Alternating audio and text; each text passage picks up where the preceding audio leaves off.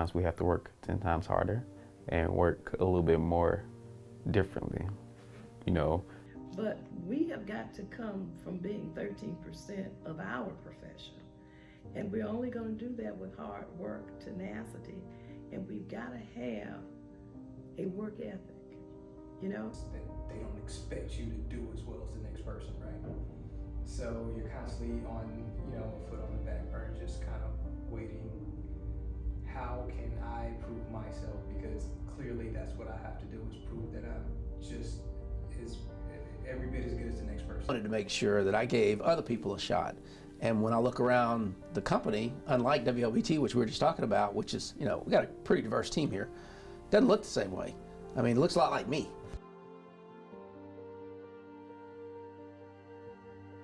There from the earliest days when CNN began airing around the clock.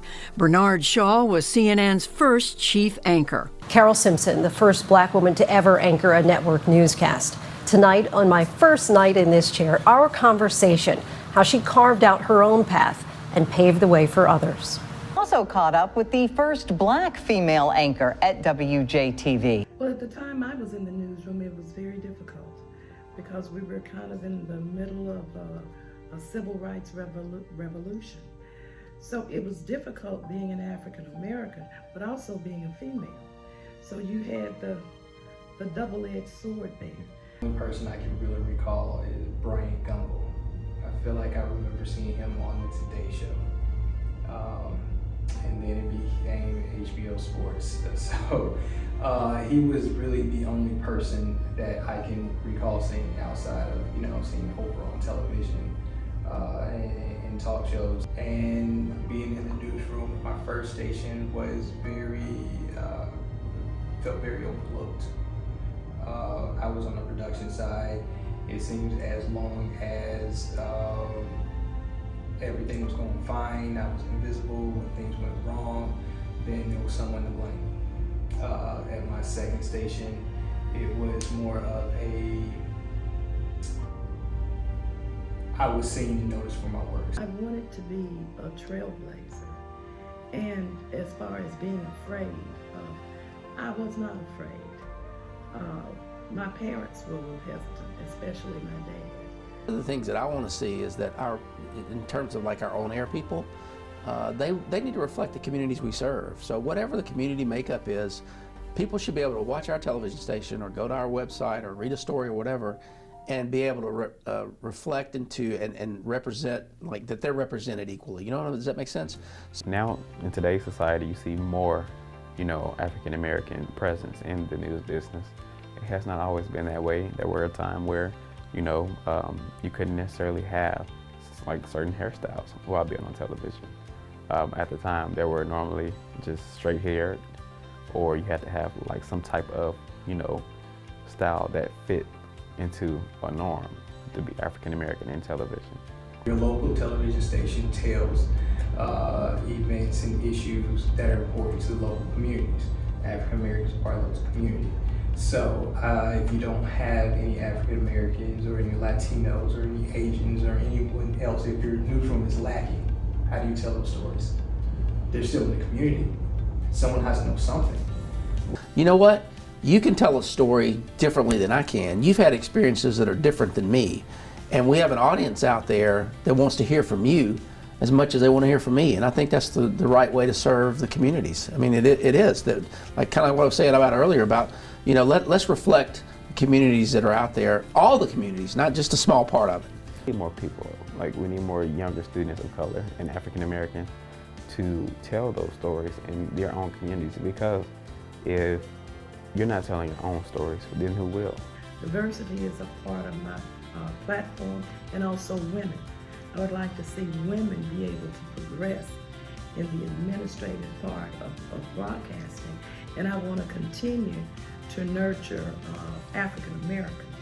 So that's part of what we're doing, and then looking at leadership for African Americans. So we need to be a part of the business, but we need to be a part of the decision-making part of the business. So yeah, that's the legacy that I want to leave. I think just being aware is probably the most important thing, and being deliberate about it. It's easy to just hire somebody and fill a position with a body, rather than thinking about, okay, this person is equally qualified as this person. Would this enhance the diversity and the voices in the room? Somebody has to tell those stories. Sometimes there are very, very tough stories to tell, but these are people who look like you in this community.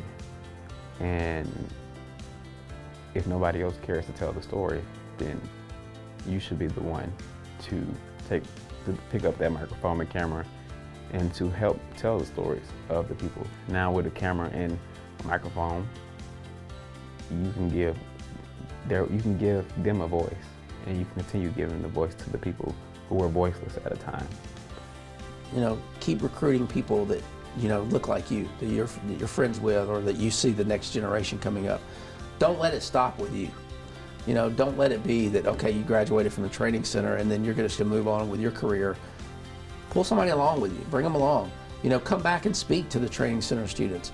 Tell them about your experiences, help them. There in high school, start thinking about what we want to do. Let's push that. Television, newspaper, communication, and see what we have. And probably a lot more people than what you think. It's a very competitive field, so. I don't want students trying to figure out how I can get around things. Just go on and do the work, and you will be successful. But I want to see more excitement.